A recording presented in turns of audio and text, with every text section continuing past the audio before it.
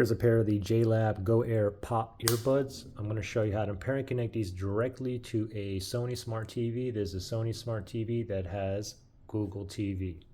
So the first thing we want to do is put these earbuds in the pairing mode, okay? So the buds are in the case. Let me open these up here. Let me take these out. As soon as you take these out and you wait a few seconds, if it's in pairing mode, you'll know that you'll know from one of these is blinking blue, white, blue, white, blue, white, okay?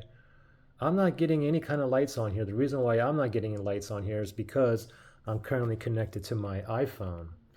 So let me grab my iPhone here and then let me turn off the Bluetooth. Let me go to my settings here. Let me go to Bluetooth.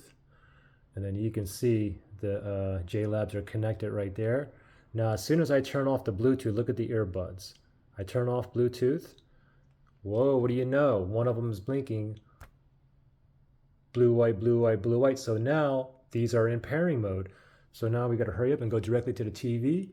Go directly to your settings on your TV. If you have this remote here, you can click on the gear icon right there. If not, just click on the home page on the remote. Click on home, go to home, and then navigate to the gear icon. So go up and then go all the way to the right to that gear icon right there. And then all settings is highlighted. Click on OK on the remote. Left pane here, we're going to go all the way down to remotes and accessories right there. OK on the remote. Make sure Bluetooth is turned on, and then we're going to go down here to pair accessory. OK on the remote. And now searching for devices that's in pairing mode near me. These are still in the pairing mode and I already found it. So just make sure you highlight it. Highlight it. Click on OK. It's pairing. Give it one moment. We should get a pairing request here shortly. Okay. Just make sure pair is highlighted. OK on the remote. Switch audio to JLab. You can see that right there.